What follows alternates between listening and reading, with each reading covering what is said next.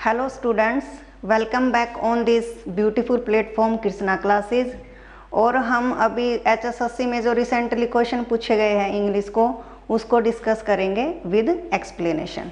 तो आज का हमारा फर्स्ट क्वेश्चन क्या है, देखो, select the grammatically correct option. यहाँ पे 4 ऑप्शन दिए गए हैं, उनमें से एक ऑप्शन करेक्ट होगा और हमें वो चूज करना भी कौन सा ऑप्शन करेक्ट है। फर्स्ट क्या है, Sushmita is proud of her medals. Second है, Sushmita is proud in her medals. Third है, Sushmita is proud at her medals.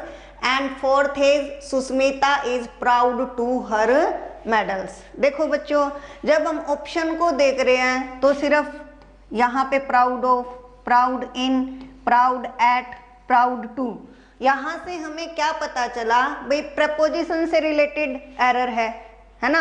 कोई एक प्रेपोजिशन ठीक है, बाकी सारी क्या है, गलत है। तो देखो, जो ये वर्ड है प्राउड, प्राउड के साथ प्रेपोजिशन का यूज होता है ऑफ। क्या होता है, ऑफ। प्राउड ऑफ का मीनिंग क्या होता है, प्राउड ऑफ का मीनिंग है भाई किसी भी चीज पे घमंड होना, ठीक है, गर्व महसूस करना। तो Sushmita is proud of her medals, जो सुष्मिता है उसको अपने मेडल्स पे गर्व है, ठीक है। तो यहाँ पे प्राउड के साथ क्या यूज होगा, ऑफ।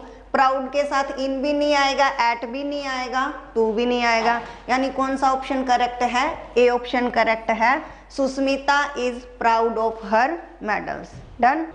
अब नेक्स्ट क्वेश्चन क्या है, select the grammatically correct option. 4 option given है, 3 ऑप्शन गलत होंगे, एक ठीक होगा।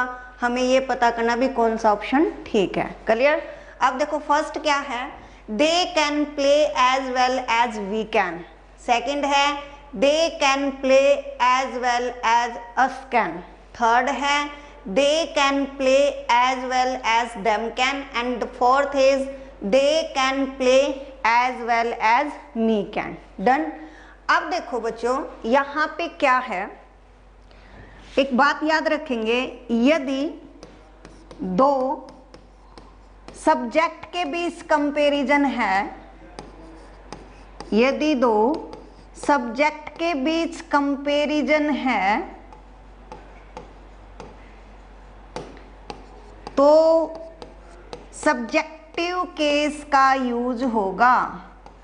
यदि 2 सब्जेक्ट के बीच कंपैरिजन है तो क्या आएगा, सब्जेक्टिव केस। सब्जेक्टिव केस क्या होगा बच्चों, I we you, he she it and they, ठीक है। सब्जेक्टिव केस क्या होते हैं, I we you, he she it और दे। यदि 2 सब्जेक्ट के बीच कंपैरिजन है तो क्या आएगा, सब्जेक्टिव केस आएगा, ठीक है।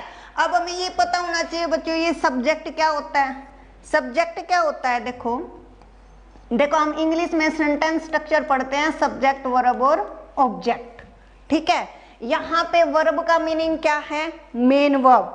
यदि मेन वर्ब से पहले वाली चीज जो होगी वो सब्जेक्ट होगी, बाद वाली होगी जो ऑब्जेक्ट हो सकते हैं। सब्जेक्ट का मतलब है जिसका आंसर हु या व्हाट से आए, ठीक है। व्हाट से इसका भी आता है लेकिन अलग केस है, ये वर्ब के बाद आता है, ये वर्ब से पहले आता है। सब्जेक्ट का मतलब है कर्ता, काम को करने वाला, हु, कौन, ठीक है। तो देखो बच्चों, यदि आप इस सेंटेंस में बात करें, दे कैन प्ले, हम क्या बोलेंगे, यदि थोड़ा मीनिंग क्लियर करें, दे कैन प्ले, वो खेल सकते हैं, एज वेल एज, उतना ही अच्छा जितना हम, क्या है, वो उतना अच्छा खेल सकते हैं जितना कि हम। अब कंपैरिजन किसके बीच है, उनके बीच और हमारे बीच। भाई वो उतना अच्छा खेल सकते हैं जितना हम, तो कंपैरिजन किसके बीच है, उनके और हमारे बीच। उनके क्या है, सब्जेक्ट है। देखो दे क्या होता है, सब्जेक्टिव केस है, ठीक है। यदि दे सब्जेक्टिव केस है तो सीधी सी बात है, यहाँ पे भी क्या आना चाहिए, सब्जेक्ट आना चाहिए। कंपैरिजन सब्जेक्ट के बीच है। यदि वी भी क्या है, सब्जेक्ट है, ठीक है, यानी आंसर क्या आएगा, ए ही आएगा, अपना फर्स्ट ऑप्शन ही ठीक है। भाई कंपैरिजन दे और वी के बीच है तो दोनों क्या होंगे, सब्जेक्टिव केस होंगे। यदि मैं सेकंड ऑप्शन की बात करूं तो ये तो सब्जेक्ट है, लेकिन अस क्या है, अस सब्जेक्टिव केस नहीं होता, अस क्या होता है बच्चों, ऑब्जेक्टिव केस। देखो मैं इधर ऑब्जेक्टिव केस भी लिख देती हूं। ऑब्जेक्टिव केस क्या होंगे, me, us, you, him, her, it, them, ये क्या होते हैं बच्चों, ऑब्जेक्टिव केस। ठीक है, यानी यहाँ पे ऑब्जेक्टिव केस आया तो गलत है। अब यहाँ पे दे, यहाँ पे देम, गलत है। देम भी क्या है, ऑब्जेक्टिव केस है। यहाँ पे ये सब्जेक्ट है, मी क्या है, ऑब्जेक्ट है, यानी ये तीनों ऑप्शन गलत है, पहले वाला ऑप्शन ठीक है। यदि दो सब्जेक्ट के बीच कंपैरिजन होगी तो सब्जेक्टिव केस आएगा। इसको हम थोड़ा इजी एग्जांपल से भी क्लियर कर सकते हैं। देखो बच्चों, मैंने लिखा he is as fast as blank। यदि मैं आपसे बोलूं भाई आई माई मी में से फिल करना है तो क्या लिखेंगे, बताओ बच्चों। he is as fast as blank। ही क्या है, सब्जेक्ट है, सब्जेक्टिव केस है।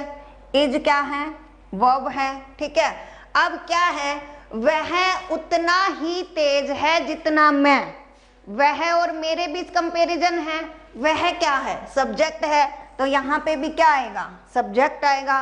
और गिवन ये जो दे रखे हैं इनमें सब्जेक्ट क्या ऑप्शन में, आई माई मी में आई, तो यहाँ पे क्या आएगा, आई आएगा, मी का यूज नहीं होगा। Now clear. भाई यदि दो सब्जेक्ट के बीच कंपैरिजन है तो किसका यूज होगा, सब्जेक्टिव केस का। डन। तो यहां से हम पता कर सकते हैं, ये थोड़ा इजी एग्जांपल है, इसके थ्रू आप इसको भी कर सकते हैं। भाई वो उतना ही अच्छा खेलते हैं जितना कि हम, तो उनके और हमारे बीच है, दोनों क्या है, सब्जेक्ट है। क्लियर। अब नेक्स्ट क्वेश्चन पे चलते हैं बच्चों। यहाँ पे select the grammatically correct option. अब यहाँ पे भी क्या है, चार ऑप्शन है, चार ऑप्शन में तीन गलत है, एक ठीक है। हमें ये पता करना भी कौन सा ठीक होगा। क्लियर है। फर्स्ट क्या है, between you and I it is a bad idea. Second क्या है, between you and he it is a bad idea. Third क्या है, between you and see it is a bad idea. Fourth क्या है, between you and me it is a bad idea. Clear. अब देखो बच्चों, एक बात याद रखेंगे, क्या, देखो किसी भी सेंटेंस में let, like, between, but, except या कोई प्रपोजिशन आ जाए, let, like, between, but, except या प्रपोजिशन आ जाए तो उसके तुरंत बाद ऑब्जेक्टिव केस का यूज होगा। किसका यूज होगा बच्चों, ऑब्जेक्टिव केस का यूज होगा। ऑब्जेक्टिव केस क्या होंगे, me, us, you, him, her, it, them, ये क्या होते हैं, ऑब्जेक्टिव केस होंगे। ठीक है। यदि किसी भी सेंटेंस में let, like, between, but, except या प्रपोजिशन आ जाए तो उनके साथ हमेशा ऑब्जेक्टिव केस का यूज होगा। अब देखो बच्चों, ऑप्शन पे चलते हैं। अब हमारे पास रूल है, बिटवीन आया, बिटवीन के बाद क्या आना चाहिए, ऑब्जेक्टिव केस। बट मैंने देखा भी यू तो ऑब्जेक्ट है। देखो बच्चों, you, your, you, you subjective case भी होगा, ऑब्जेक्टिव केस भी होगा। ठीक है, ये पैटर्न याद रखेंगे, सब्जेक्ट, वर्ब और ऑब्जेक्ट। तो वर्ब से पहले क्या आता है, सब्जेक्ट, वर्ब के बाद क्या आता है, ऑब्जेक्ट। एक तो मैं ये लिखूं, आई नो यू, एक लिखूं, यू नो मी, यहां पे भी यू आया है, यहां पे भी यू आया है, दोनों जगह क्या है, यू है। लेकिन यहाँ पे यू ऑब्जेक्ट है बच्चे, यहाँ पे क्या है, सब्जेक्ट है। क्यों? क्योंकि नो से पहले, वर्ब से पहले सब्जेक्ट आता है, वर्ब के बाद ऑब्जेक्ट आएगा। आई नो यू, मैं तुम्हें जानता हूं। किसको? तुम्हें। जिसका आंसर किसको से आएगा वो चीज क्या होती है? ऑब्जेक्ट होती है। और कौन मुझे जानता है? कौन, यानी यहाँ पे ये क्या है, सब्जेक्ट है। इट मीन्स यू ऑब्जेक्ट भी होता है, तो बिटवीन के बाद क्या है, ऑब्जेक्टिव केस है, ठीक है। लेकिन आई क्या है? आई तो सब्जेक्ट होता है, बट यहाँ पे क्या बोल रही है, ऑब्जेक्टिव आना चाहिए। इसका मतलब ये गलत है, ठीक है। Between you and he, you तो ठीक है, ही क्या है, सब्जेक्टिव केस है। क्या सब्जेक्टिव केस आएगा बिटवीन के बाद? बिटवीन के बाद तो ऑब्जेक्टिव केस आएगा, तो यहाँ पे ये भी गलत है। बिटवीन यू एंड सी, सी भी क्या है, सब्जेक्ट है, तो ये भी गलत है। बिटवीन यू एंड मी, मी क्या है, मी बच्चों ऑब्जेक्ट है, यू भी क्या है, ऑब्जेक्ट है। इट मीन्स फोर्थ आंसर रहेगा इसका। बिटवीन कहीं पे भी आए तो बिटवीन के बाद हमेशा ऑब्जेक्टिव केस का यूज होगा। गॉट इट बच्चों? अब नेक्स्ट क्वेश्चन देखो। सिनोनिम्स पूछ रखा है बच्चों, किसका? ऑब्स्टेकल का, ठीक है। ऑब्स्टेकल का क्या है, सिनोनिम्स है। तो ऑब्स्टेकल, जो ये ऑब्स्टेकल है, इसका मीनिंग क्या होता है बच्चों? मुसीबत, बाधा, रुकावट, ठीक है। सिनोनिम्स का मतलब क्या होता है? सिनोनिम्स का मतलब सेम मीनिंग। क्या पूछ रहा है वो? सेम मीनिंग पूछ रहा है, ठीक है। मतलब पर्यायवाची नहीं बोलते हिंदी में, सेम वे ऑब्स्टेकल का सेम मीनिंग क्या है, तो यहाँ पे मुसीबत, बाधा या रुकावट। क्लियर? अब देखो ऑप्शन देखो, पहला है अप्रूवल, सेकंड है रूट, थर्ड है हर्डल, फोर्थ है स्पोर्ट। अब अप्रूवल, अप्रूवल का मतलब क्या होता है बच्चों? सहमति। रूट, इस रूट पे बस चलेगी, मार्ग, रास्ता, स्पोर्ट, सहारा, ठीक है। हर्डल, बाधा, रुकावट। तो अब बताओ बच्चों, ऑब्स्टेकल का सिनोनिम्स क्या हुआ? हर्डल, रुकावट। सी ऑप्शन करेक्ट है, ठीक है। अब इसके और भी हैं, देखो बैरियर भी क्या होता है? रुकावट होता है। इम्पेडिमेंट, इम्पेडिमेंट भी क्या होता है बच्चों? रुकावट होता है, ठीक है। अच्छा, ऑब्स्ट्रक्शन, ऑब्स्ट्रक्शन भी क्या होगा? रुकावट होगा, ठीक है। ब्लॉकेज, ब्लॉकेज भी क्या होता है? रुकावट। ब्लॉक कर दिया, रुकावट आ गई, ब्लॉकेज आ गया, ठीक है, किसी भी चीज में। तो ये सारे इसके सिनोनिम्स होंगे। बैरियर है, इम्पेडिमेंट है, ऑब्स्ट्रक्शन है, ब्लॉकेज है, ठीक है, डिफिकल्टी है। तो ये सारी चीजें क्या हैं? इसके सिनोनिम्स हैं, सेम मीनिंग है, पर्यायवाची है। डन। अब नेक्स्ट क्वेश्चन पे चलते हैं। The sentence given below may contain one or more mistakes. Identify the correct sentence. ठीक है, ये एक सेंटेंस गिवन है, इसके लिए 4 ऑप्शन दिए गए हैं। कौन सा ऑप्शन ठीक आप वो देखेंगे। अब देखो क्या है, after waiting in the long Q for 2 hours he return without submitting his application form. ठीक है, क्या है ये भाई, 2 घंटे लंबी लाइन में लगने के बाद इतना इंतजार किया, फिर भी वो एप्लीकेशन जो फॉर्म है उसको बिना सबमिट करके घर वापसी आ गया। ठीक है, एक बार आप इसको एक इजी एग्जांपल से क्लियर करते, ये क्या बोल रहा है देखो। जैसे कि एग्जांपल है, मैंने लिखा टेकिंग अ की out of his pocket he opened the door। एक बार थोड़ा इजी एग्जांपल लेते हैं, हमें टफ दिख रहा है दिखने में। क्या है, टेकिंग अ की out of his pocket he open the door. भाई अपनी पॉकेट से की निकालने के बाद उसने गेट खोला। ठीक है, अब यहाँ पे क्या है, पहले काम क्या हुआ है, जो की है वो जेब से निकाली है, आफ्टर दैट उसने डोर खोला, दरवाजा खोला है। तो जब पहला काम जो कंप्लीट होता है, फर्स्ट एक्शन, वहां पे वर्ब की फोर्थ फॉर्म का यूज है। वैसे आप इसको पार्टिसिपल बोलते हैं, पार्टिसिपल का रूल है ये, प्रेजेंट पार्टिसिपल, ठीक है। वर्ब की फोर्थ फॉर्म आई और जो बाद में एक्शन है वहां पे वर्ब की सेकंड फॉर्म आई, यानी पास्ट फॉर्म का यूज होता है, ठीक है। क्या बोला मैंने, यदि दो एक्शन है तो फर्स्ट जो एक्शन होगा, पहले जो काम पूरा होगा वो वर्बिंग फॉर्म में आएगा और जो बाद में होगा वो वर्ब की सेकंड फॉर्म में आएगा, ठीक है।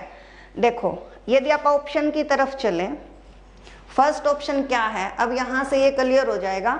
After waiting in the long Q for 2 hours he return. अभी अभी मैंने क्या बताया, दूसरे में पास्ट फॉर्म आएगी, है ना, तो इसका मतलब ए ऑप्शन तो क्या है, गलत है। यहाँ पे कौन सा है, पास्ट फॉर्म आएगी। यहाँ पे आप ये भी बोल सकते हैं पास्ट फॉर्म। अब सेकंड पे चलते हैं। After waiting in the long Q for 2 hours he return without submitted his application form. अब यदि वर्ब की बात करें तो वेटिंग भी ठीक है, रिटर्न भी ठीक है। आपको लगेगा भी बी ऑप्शन करेक्ट हो सकता है, बट बी भी गलत है। क्यों गलत है, देखो यहाँ पे जो ये विदाउट आया है, विदाउट, यहाँ पे जो विदाउट है वो कैसे यूज किया गया है, एज अ प्रपोजिशन, ठीक है। कैसे यूज किया गया है, एज अ प्रपोजिशन, और प्रपोजिशन के रूप में आया है। तो हम सबको पता है जो प्रपोजिशन है वो नाउन या प्रोनाउन से पहले यूज होती है, ठीक है। नाउन और प्रोनाउन से पहले यूज होती है। इट मीन्स मुझे यहाँ पे वर्ब नहीं चाहिए, सबमिटेड तो वर्ब है, मेरे को यहाँ पे क्या चाहिए बच्चों, नाउन चाहिए, ठीक है। यदि मुझे यहाँ पे नाउन चाहिए तो जब हम वर्ब के टॉपिक में एक वर्ड पढ़ते हैं जीरंड, हमने पढ़ा है जो जीरंड है वो एज अ नाउन वर्क करता है। इसका फंक्शन क्या होता है, नाउन की तरह। और जब भी हम जीरंड करते हैं तो जीरंड का मीनिंग भी हमें पता है, वर्ब की फर्स्ट फॉर्म के साथ आईएनजी, ठीक है। तो यहाँ पे जो विदाउट है वहां इसके बाद सबमिटेड नहीं आएगा, आईएनजी फॉर्म लगा सकते हैं। क्यों, क्योंकि यहाँ पे without as a preposition use हुआ है। प्रपोजिशन क्या होता है, प्रीपोजिशन, नाउन से पहले, और नाउन से पहले मुझे चाहिए तो नाउन बनाने के लिए मैं जिरंड यूज करूंगी। जिरंड क्या होता है, verb ING. It mean second भी गलत है भाई, ठीक है। अब थर्ड पे चलो। After waiting in the long Q for 2 hours he return without submitting his application form. यहाँ पे सारी चीज ठीक है, वेटिंग ठीक है, रिटर्न ठीक है, सबमिटिंग ठीक है, यानी सी ऑप्शन करेक्ट है बच्चों, ठीक है। अब फोर्थ में क्या गड़बड़ है, रिटर्न प्रेजेंट फॉर्म में दे रखा है लेकिन आएगा किसमें, पास्ट फॉर्म में। Got it. क्या बोला मैंने, यदि फर्स्ट एक्शन है तो आईएनजी, सेकंड में पास्ट फॉर्म, और without is followed by ING form. जो विदाउट है वो आईएनजी फॉर्म के साथ आता है, ठीक है। जैसे बहुत सारी चीजें हैं, they can't live without speaking, वो एक दूसरे से बोले बिना नहीं रह सकते, तो विदाउट स्पीकिंग, तो यहाँ पे भी क्या आया है, आईएनजी फॉर्म आया है। क्लियर। नेक्स्ट क्वेश्चन देखो, अ बर्निंग क्वेश्चन। ये क्या है, फ्रेज है बच्चों, इडियम फ्रेज है। भी बर्निंग क्वेश्चन, 4 ऑप्शन है भी, इसका मीनिंग क्या है, a puzzling question, a difficult problem, a hotly debated question, an annoying question. अब देखो बर्निंग क्वेश्चन का क्या मतलब है, जो आजकल इशू छिड़ा हुआ है, कोई भी हॉट ताजा, उसको क्या कहते हैं, बर्निंग क्वेश्चन। ज्वलंत क्वेश्चन का मतलब क्या है, जो आजकल जैसे कोरोना वायरस है वो क्या है आज का, अ बर्निंग क्वेश्चन है। आजकल सारे उसी के बारे में बातें करते हैं, तो ये क्या होगा, ए हॉटली डिबेटेड क्वेश्चन, जो आजकल सारे बात करते हैं, रिसेंटली ताज़ा लेटेस्ट जो चीज़ है वो क्या होता है, अ बर्निंग क्वेश्चन। ठीक है, a hotly debated question. Done. Next question पे चलते हैं।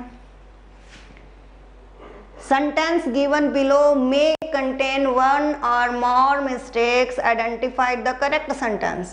एक सेंटेंस है, हमें करेक्ट करना भी ठीक है या नहीं है। क्या है? His classroom smells fresh। देखो ये मतलब इन्होंने एक सेंटेंस दे दिया, गलत है, ठीक है, वो मेंशन नहीं है, लेकिन 4 ऑप्शन में क्या है, एक ठीक है, बाकी सारे गलत हैं। तो देखो आप चेक करते हैं। The air in these classroom smells fresh. एक बार इस सेंटेंस को लिखते हैं बच्चों।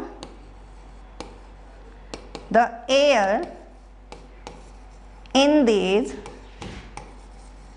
Classroom smells fresh. ठीक है, the air in these class rooms smells fresh. क्या ये ठीक है बच्चों? देखो यहाँ पे मेन सब्जेक्ट क्या है, द एयर जो हवा है, इन दीज क्लासरूम इन क्लासरूमों में, स्मेल्स फ्रेश वो क्या है, फ्रेश है, अच्छी है। ठीक है, तो यहाँ पे मेन सब्जेक्ट क्या है? अब ये बताओ क्लासरूम मेन सब्जेक्ट है या एयर मेन सब्जेक्ट है? यहाँ पे मेन सब्जेक्ट क्या है बच्चों, एयर है। भाई इन क्लासरूम में जो एयर है वो क्या है, फ्रेश है। एयर सब्जेक्ट है एंड सिंगुलर है, सिंगुलर भी है ना, एक वचन है एयर। ठीक है, तो जो एयर है सिंगुलर है, सिंगुलर है तो हमें ये भी पता है वर्ब की 5th फॉर्म का यूज होता है। किसका यूज होगा, वर्ब की 5th फॉर्म का। 5th फॉर्म क्या होती है, वर्ब की 1st फॉर्म के साथ एस या ईएस। ठीक है, यानी यहाँ पे जो भी वर्ब आएगी वो क्या होनी चाहिए, सिंगुलर होनी चाहिए। ठीक है, यदि यहाँ पे सिंगुलर है तो सिंगुलर वर्ब आएगी, और सिंगुलर वर्ब क्या होती है, वर्ब की 5th फॉर्म। यानी the air in these classroom smells fresh, ये सेंटेंस ऐसे ही बनेगा। ठीक है, ठीक है, एक चीज याद रखना बच्चों, जो वर्ब की 1st फॉर्म होती है उसको कहते हैं आपका प्लूरल वर्ब। ठीक है, और जो वर्ब की 5th फॉर्म होगी उसको बोलते हैं आपका सिंगुलर वर्ब। क्या बोलेंगे, सिंगुलर वर्ब। अब यदि अपना सब्जेक्ट सिंगुलर है तो वर्ब भी क्या आएगी, सिंगुलर आएगी। सिंगुलर आएगी तो इसका मतलब क्या है, यहाँ पे वर्ब की 5th फॉर्म ही आएगी। अब देख लो कौन से ऑप्शन में ये सेम स्ट्रक्चर है। The air in this classroom smells fresh, first में ही है। अब यहाँ पे स्मेलिंग आ गया, गलत है। यहाँ पे स्मेल लिख दिया, लेकिन हमें पता है एयर सिंगुलर है तो वर्ब भी क्या आएगी, सिंगुलर आएगी, तो ये भी गलत हो गया बच्चों। यहाँ पे स्मेल्ड फ्रेश, ये भी गलत हो गया। पास्ट की कोई बात नहीं है, ये प्रेजेंट में ही बातें हो रही है। ठीक है, तो ये भी गलत है, यानी given option A correct answer होगा। डन। नेक्स्ट देखो, सिनोनिम्स ऑफ एमिएबल। अब सिनोनिम्स का मतलब क्या होता है, सेम मीनिंग, मीन्स पर्यायवाची। ओके बच्चों देखो, एमिएबल, एमिएबल का हिंदी में मीनिंग है मित्रतापूर्वक। क्या है, मित्रतापूर्वक। ठीक है, यानी हम फ्रेंडली भी बोल सकते हैं, हम कॉर्डियल भी बोल सकते हैं, हम जेनियल भी बोल सकते हैं, हम चीयरफुल भी बोल सकते हैं। ठीक है, तो यहाँ पे हम ऑप्शन की बात करें तो जो होस्टाइल है, होस्टाइल का मतलब क्या होता है, दुश्मनी, शत्रुतापूर्वक। पिक्यूलियर क्या होता है, अजीब, अलूफ होता है अलग, ठीक है। फ्रेंडली, फ्रेंडली क्या होता है? मित्रता पूर्वक, यानी सिनोनिम्स ऑप्शन कौन सा ठीक होएगा? सी ऑप्शन ठीक होगा, ठीक है। एमिएबल मित्रता पूर्वक, इसके और भी सिनोनिम्स 3 और याद रखेंगे हम। फ्रेंडली है, जेनियल है, कॉर्डियल है, चीयरफुल है, तो ये सारे क्या होते हैं? एमिएबल के सिनोनिम्स होंगे। ए ऑप्शन में दुश्मनी है, बी में पिक्यूलियर अजीब है, डी में अलूफ अलग होना, अलग थलग रहना, तो इसका आंसर क्या होगा? फ्रेंडली। क्लियर? नेक्स्ट क्वेश्चन पे चलते हैं। सॉरी, बैक करो भाई। 9th क्वेश्चन क्या है? Is the antonym of fascinating. Fascinating का एंटोनिम बताना है। एंटोनिम क्या होता है? विपरीतार्थक। इसका अपोजिट वर्ड क्या होगा? जो ये फैसिनेटिंग है, फैसिनेटिंग, इसका मीनिंग है आकर्षित करने वाला, इंटरेस्टिंग, ठीक है, एक्साइटिंग, आकर्षित करने वाला। तो जो फैसिनेटिंग है, फैसिनेटिंग का मतलब यदि एक्साइटेड है भाई, अपने को इंटरेस्टिंग लगने वाला, आकर्षित करने वाला है, तो इसका अपोजिट क्या होगा बच्चों? बोरिंग। क्या होगा? बोरिंग होगा। अब जैसे कई बच्चों को तो इंग्लिश भी बोरिंग लगती होगी, है ना, बट बच्चों देखो HSSC में 7-8 क्वेश्चन पूछ रहे हैं, तो कमांड तो करनी पड़ेगी, तो कुछ बोरिंग नहीं होता है। इंटरेस्ट लेके पढ़ो, सारी चीज समझ आएगी। इतना भी टफ नहीं होती इंग्लिश जितना बच्चे समझते हैं, ठीक है।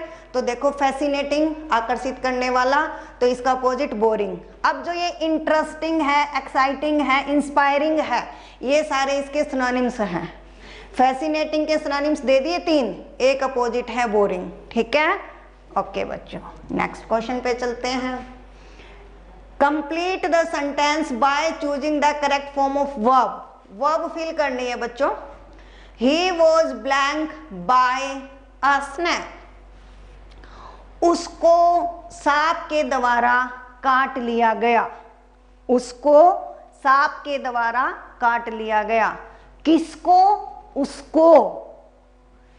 जब भी हम ऑब्जेक्ट की बात करते हैं तो हमारे सामने क्या आता है भाई? व्हाट और हुम से जिसका आंसर आएगा वो चीज क्या होगी? ऑब्जेक्ट होगी। ऑब्जेक्ट का मतलब है क्या और किसको से जिसका भी आंसर आएगा। तो सेंटेंस में क्या भी किसको काट लिया गया? उसको, यानी ही क्या है? ऑब्जेक्ट है। तो यहां से मेरे को क्या पता चला? गिवन सेंटेंस पैसिव वॉइस में है। किसमें है? पैसिव वॉइस में है। पैसिव वॉइस में है तो ये चीज भी कंफर्म है, वॉज वर्ब के साथ जब आप वॉइस की बात करते हैं तो एक्टिव से पैसिव बनाते टाइम वर्ब की थर्ड फॉर्म का यूज होगा।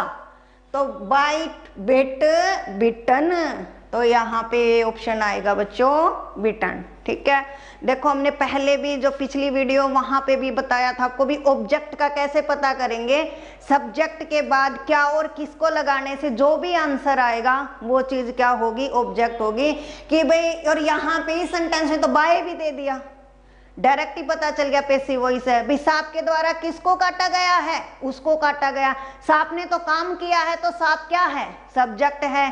किसको काटा है? ही को काटा है। ही को काटा है तो ही क्या है? ऑब्जेक्ट है। यदि ऑब्जेक्ट पहले है तो गिवन सेंटेंस पैसिव वॉइस में है, और पैसिव वॉइस में वॉज वर्ब के साथ वर्ब की थर्ड फॉर्म का यूज होगा।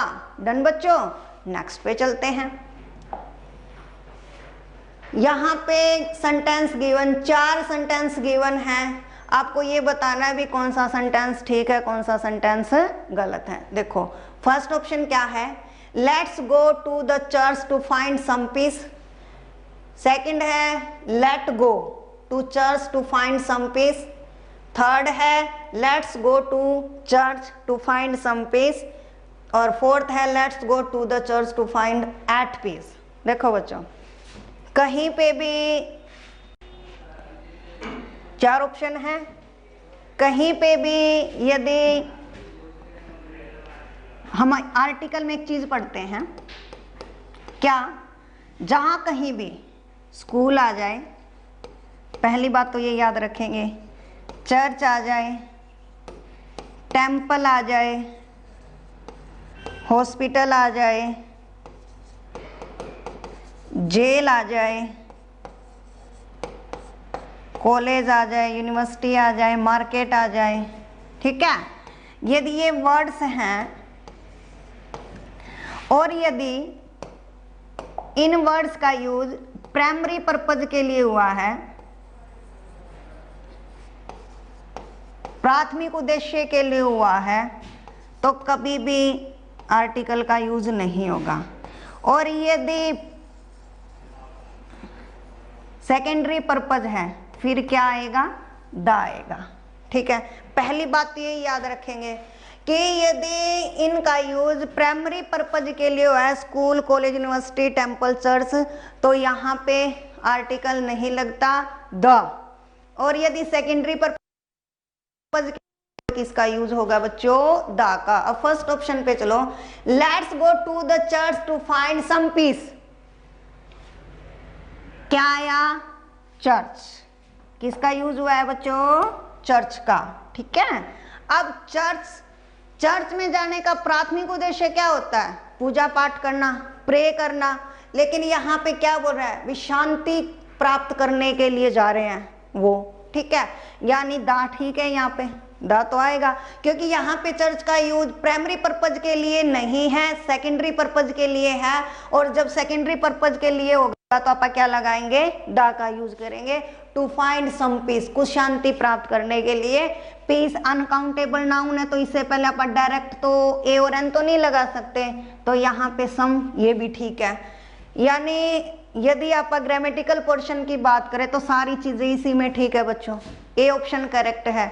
अब बी क्यों गड़बड़ है, देखो, लेट गो टू, यहाँ पे लेट्स आता, चर्च का यूज प्राइमरी पर्पज के लिए नहीं है, सेकंड के लिए है, तो यहाँ पे दा लगना था, तो ये गलत हो गया। यहाँ पे भी चर्च से पहले दा नहीं है, ये गलत हो गया। Let's go to the church to find at peace, नहीं, शांति पर, ऐसा कुछ नहीं है, कुछ शांति, तो ये भी गलत होगा। यानी कौन सा ऑप्शन ठीक है बच्चों, ए ऑप्शन ठीक है। डन। नेक्स्ट देखो, Monali said blank to get her way out with her mother। क्या है, मोनाली said, जो मोनाली है उसने बहाए मगरमच्छ के आंसू अपनी माता के सामने, to get her way out, वे उसका जो रिस्पॉन्स है वो पाने के लिए, ठीक है। तो देखो यहाँ पे ये चार ऑप्शन है। A cat and dog life, इसका क्या मीनिंग होता है बच्चों, कलह पूर्ण जीवन। कैट मैंने बिल्ली, डॉग मैंने लाइफ कुत्ता, तो क्या कुत्ते और बिल्ली की कभी बनती देखी है, नहीं देखी। हमेशा पास आएंगे तो एक दूसरे को, कुत्ता भौंकेगा, बिल्ली गुर्राएगी, ठीक है। तो यहाँ पे जो कैट एंड डॉग लाइफ, इसका मतलब क्या है, कलह पूर्ण जीवन। भी उनकी बनती नहीं, इसका मतलब क्या है, लड़ाई होती रहती है, जीवन कलह पूर्ण है, ठीक है। क्रोकोडाइल टीयर, क्रोकोडाइल मगरमच्छ के आंसू, इसका मतलब क्या होता है बच्चों, सुना है ना, false tears. The rat race, rat चूहे की प्रतियोगिता, मतलब तीव्र प्रतियोगिता, ठीक है। द रैट रेस तीव्र प्रतियोगिता। टू क्राई वोल्फ, मतलब टू क्राई भेड़िए की तरह चिल्लाना। भेड़िए की तरह चिल्लाना का क्या मतलब है, बेवजह ही शोर मचाना, अकारण शोर मचाना, ठीक है। तो अब आप बता ही सकते हैं, अब मैंने सब कुछ लिख दिया। भाई मोनाली कलहपूर्ण जीवन बिताएगी माँ के साथ, शेड मैंने बहाना, उसने क्रोकोडाइल टीयर मगरमच्छ के आंसू बहाए, तो यहाँ पे करेक्ट आंसर क्या होगा बच्चों, बी होगा। रेट रेस तीव्र प्रतियोगिता, टू क्राई वोल्फ अकारण ही शोर मचाना। Got it. नेक्स्ट देखो,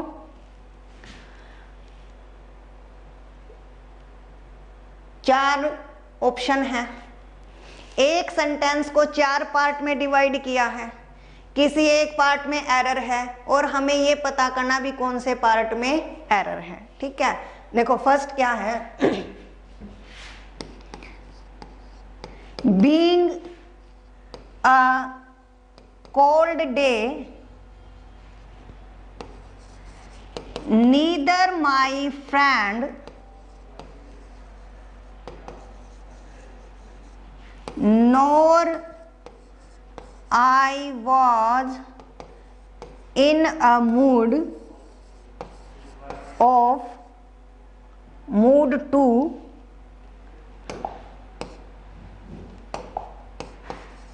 go out। ठीक है, ये सेंटेंस है, इसमें गलती बतानी है। Being a cold day, neither my friend, वही कोल्ड डे था, ठंडा दिन था, तो न तो मेरे दोस्त ने न ही मुझे बाहर जाने का कोई मूड हुआ, मतलब वो बाहर नहीं गए। ठीक है, एक चीज देखो, ये एक सेंटेंस है, फिर अगला सेंटेंस स्टार्ट हो गया नीदर माई फ्रेंड्स। यदि मैं ये बोलूं, जैसे इसको एक बार स्किप करो, एक इजी एग्जांपल लो, मैंने लिखा क्रॉसिंग द रोड आई सा माई फ्रेंड। रोड क्रॉस करते हुए मैंने मेरे दोस्त को देखा। तो इस एग्जाम्पल को क्यों लिया है मैंने, क्योंकि बच्चों अब थोड़ा इजी हो जाएगा आपके लिए, ये समझना ऊपर वाला। क्रॉसिंग द रोड, रोड को क्रॉस करते हुए मैंने मेरे दोस्त को देखा। जब कभी भी इस टाइप से सेंटेंस आ जाता है तो ये आप पार्टिसिपल में पढ़ते हैं, कॉमन एरर बहुत पूछी जाती है बच्चों। तो देखो यहाँ पे जो सब्जेक्ट आया है ना, आई सा माई फ्रेंड, उस सब्जेक्ट को आप पहले वाले सब्जेक्ट के आगे लगा के देखो, क्या दोनों सब्जेक्ट काम करेंगे। यदि मैं यहाँ पे आई लगाऊं, आई क्रॉसिंग द रोड, भी रोड को क्रॉस करते हुए मैंने मेरे दोस्त को देखा। अब यहाँ पे क्या है, आई ही रोड क्रॉस कर रहा था, है ना, और आई ने ही अपने दोस्त को देखा। तो इसलिए यहाँ पे सिर्फ यदि मैं अकेला सेकंड वाले सेंटेंस में आई लगा दूं तो काम चल जाएगा, फिर मेरे को आगे किसी सब्जेक्ट की जरूरत नहीं होगी। हम ऐसे करके देखेंगे, जब दो सेंटेंस होंगे तो हम क्या देखेंगे, यदि दो सेंटेंस और एक से ही पहले सब्जेक्ट दिया है तो आपको कंफर्म करना पड़ेगा क्या वो सब्जेक्ट पहले वाले में कामयाब है। तो यहाँ पे मैंने देखा कि भाई आई कामयाब है, ठीक है भाई, मैंने ही रोड क्रॉस किया है, मैंने ही मेरे फ्रेंड को देखा है, तो मेरे को यहाँ पे दोबारा आई लिखने की जरूरत नहीं है। ठीक है, लेकिन यहाँ पे क्या है भाई, दिन तो ठंडा था, फिर मेरे दोस्त भी नहीं गए और मैं भी नहीं गया। अब मेरा सब्जेक्ट यहाँ पे माई फ्रेंड और आई है। यदि मैं एक बार माई फ्रेंड लगाऊं, my friend being a cold day, तो गलत हो जाएगा ना, यहाँ पे माई फ्रेंड शूट नहीं करेगा। यदि मैं यहाँ पे तो क्या बनेगा भाई, मेरे दोस्त ही ठंडे दिन थे और मैं और मेरे दोस्त बाहर नहीं गए, तो इसका मतलब इसका सब्जेक्ट माई फ्रेंड तो नहीं है, यानी गड़बड़ कहाँ पे है, यहीं पे है। यदि यहाँ पे माई फ्रेंड शूट नहीं है तो मेरे को फर्स्ट वाले सेंटेंस के लिए कोई और सब्जेक्ट चाहिएगा, मतलब यहाँ पे क्या होना था, इट बीइंग, भाई इसके लिए भी मेरे को सब्जेक्ट चाहिए। It being a cold day, भाई ठंडा दिन था इसलिए हम बाहर नहीं गए, तो यहाँ पे इट लगाना पड़ेगा। तो यहाँ पे एरर किस में है, फर्स्ट में ही होगी। ठीक है, कहाँ पे आएगी, फर्स्ट में एरर है, ए ऑप्शन है। समझे बच्चों, जब कभी भी दो सेंटेंस ऐसे दे रखे हो पार्टिसिपल वाले फॉर्म में, तो हम क्या करेंगे, सब्जेक्ट को पहले वाले सेंटेंस में लगा के देखेंगे। यदि आपको ये लगे कि दोनों सब्जेक्ट शूट कर सकते हैं, भाई इधर ही इसी बंदे ने काम किया है, यहाँ पे भी इसी बंदे ने काम किया है, तो यदि एक सब्जेक्ट होगा तो काम चल जाएगा। लेकिन यदि आपको ये लगे कि भाई यहाँ पे जो सब्जेक्ट आया है वो यहाँ पे शूट नहीं करेगा, तो हमें फर्स्ट सेंटेंस के लिए कोई और सब्जेक्ट चाहिएगा। ठीक है, तो हमेशा ही पेपर में ऐसा होता है, यहाँ पे सब्जेक्ट को लगा के नहीं देते और एरर कहाँ पे होगी, फिर ए पोर्शन में होगी। Got it. नेक्स्ट क्वेश्चन देखो, I have been wondering whether you will be free this evening. ये एक सेंटेंस है, चार पोर्शन में डिवाइड किया है, कॉमन एरर है बच्चों, HSSC क्लर्क में पूछी गई है ये क्वेश्चन। तो यहाँ पे आई हैव बीन वंडरिंग, तो देखो बच्चों जो ये वंडर है, वंडर की ING फॉर्म नहीं होती। बहुत सारी ऐसी वर्ब है जिसकी फोर्थ फॉर्म नहीं होती। ठीक है, जैसे नो है, यदि वर्ब के रूप में लव को यूज करें तो लव भी है, हेट भी है, ठीक है, रिमेंबर भी है,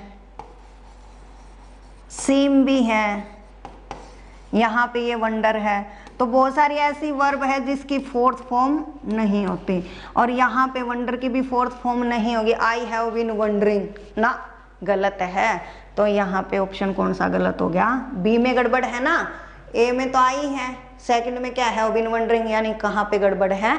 सेकंड वाले में गड़बड़ है। ठीक है, नेक्स्ट देखो बच्चों, this is the desk which he invariably wrote at.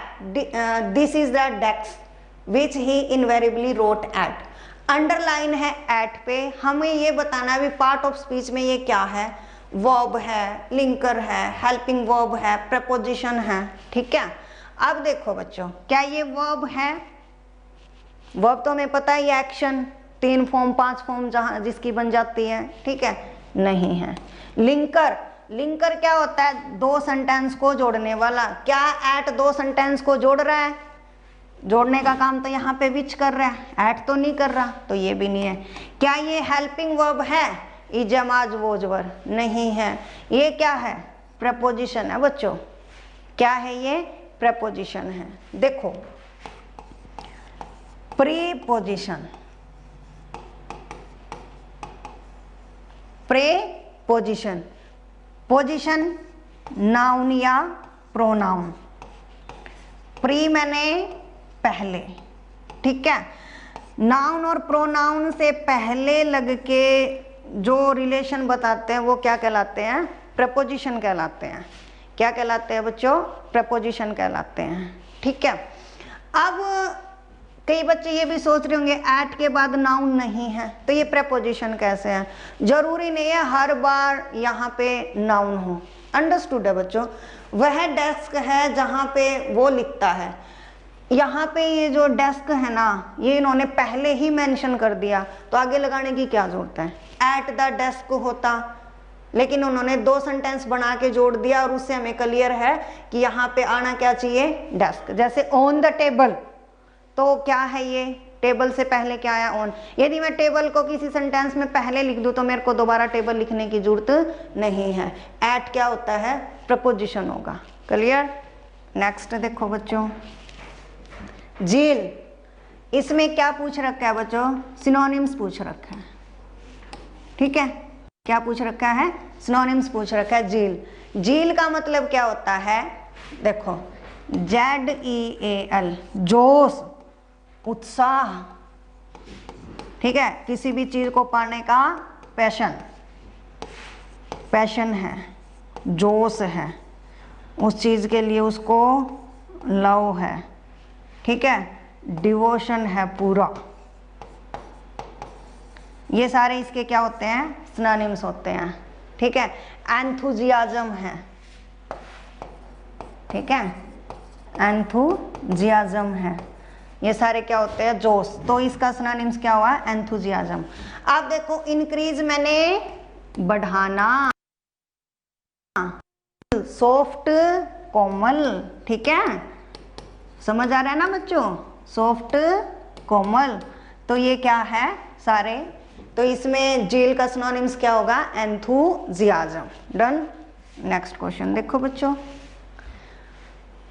Grammatically wrong 4 हैं, 3 सेंटेंस ठीक है, 1 गलत है। हमें ये पता करना भी कौन सा सेंटेंस गलत है। ठीक है, फर्स्ट क्या है?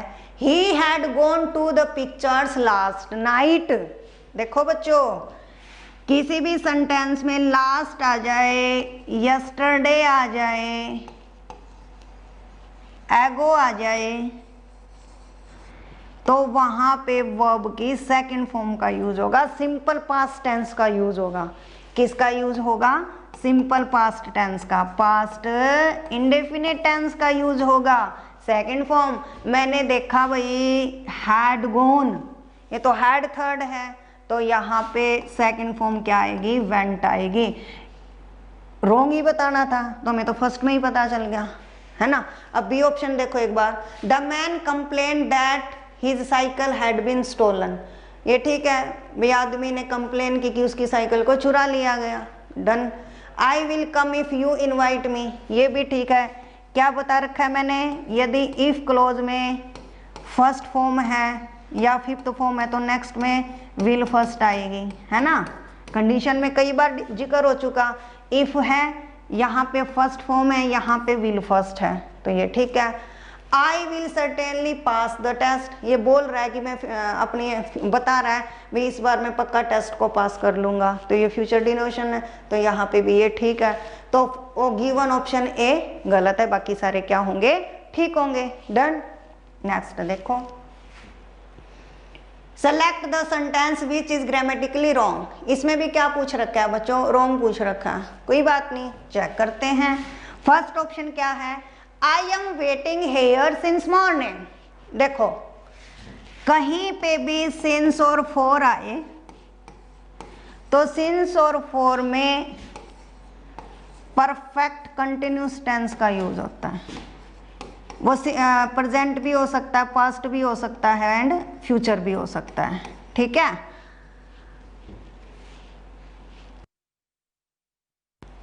सिंस मॉर्निंग, अब सिंस आया है तो परफेक्ट कंटिन्यूस टेंस आएगा, यहाँ पे तो प्रेजेंट कंटिन्यूस दे दिया, प्रेजेंट की बात है तो आप क्या लगाएंगे, प्रेजेंट परफेक्ट कंटिन्यूस टेंस, ठीक है, प्रेजेंट परफेक्ट कंटिन्यूस टेंस। इसकी क्या पहचान होती है, ही हैज या हैव के साथ been plus ING form, verb की फोर्थ फॉर्म, ठीक है। यानी यहाँ पे क्या आना चाहिए, I have been waiting here, में I have been waiting here, am waiting नहीं बच्चों, सिंस और फॉर आएगा तो परफेक्ट कंटिन्यूस टेंस का यूज होगा, तो I have been waiting here, am नहीं आएगा, यानी गलत ही पूछ रखा अपने को, तो फर्स्ट में ही मिल गया। अब अगले भी चेक कर लेते हैं, लास्ट आया तो वर्ब की सेकंड फॉर्म है, राइट है। Take care that you are not cheat, ये भी ठीक है। I went to Mumbai recently, मैं अभी मुंबई गया था, तो यहाँ पे नियर फ्यूचर का मतलब आई वेंट टू बॉम्बे, मैं बॉम्बे गया था रिसेंटली अभी, तो ये भी ठीक है। तो ऑप्शन कौन सा गड़बड़ में है बच्चों, ए में है, ठीक है। डन। शायद बच्चों जो ये डी ऑप्शन है ना, I went to Bombay recently, बाकी जहाँ पे रिसेंटली आता है वहाँ पे परफेक्ट टेंस का यूज होता है, ठीक है, लेकिन HSSC ने बच्चों ए ऑप्शन को ही ठीक माना है, क्लियर। तो यहाँ पे क्या है, ए ऑप्शन करेक्ट आंसर होगा इसका, क्लियर। नेक्स्ट देखो, fill in the blank with appropriate preposition. Preposition है यू मस्ट बी कंटेंट, देखो कंटेंट विद का मीनिंग होता है संतुष्ट होना, कंटेंट विद का मतलब क्या होता है, संतुष्ट होना। तो you must be content with what you have, तो यहाँ पे कंटेंट विद का मतलब है संतुष्ट होना, तो यहाँ पे डी आएगा। You must be content with, तुम्हें संतुष्ट होना चाहिए जो कुछ तुम्हारे पास है उसी में, तो कंटेंट विद, प्रपोजिशन क्या फिल होगी यहाँ पे, विद, ठीक है। And the last question is, idiom है after such bad result we have to go back to square one, ठीक है। अब देखो go back to square one, जैसे बच्चों ये एक स्क्वायर है, किसी ने यहां से चलना शुरू किया, फिर यहां आ गया, फिर यहां आ गया, क्या कह रहा है, बैक, वापसी उधर आ गया। इसका क्या मतलब है, स्टार्टिंग से कोई चीज स्टार्ट करना, है ना। To go to back to the beginning, शुरू से ही कोई चीज शुरू करना दोबारा, तो उसको क्या कहते हैं, to go back to square one. जो इडियम फ्रेज होते हैं ना बच्चों, ये तो उसको थोड़ा आप सेंस देखे ना तो पता चल जाता है भी, बैक वापिस आना, स्क्वायर पे वापिस आना, मतलब अब जैसे 20 क्वेश्चन हो गए, मैं दोबारा फर्स्ट पे ही आ जाऊं, तो क्या है, go back to square one, to go back to the beginning. तो आज हमने 20 क्वेश्चन डिस्कस किए हैं, आई होप समझ आए होंगे। फिर भी आपको कोई डाउट लगे तो आप कमेंट बॉक्स में कमेंट कर सकते हैं। थैंक यू बच्चों।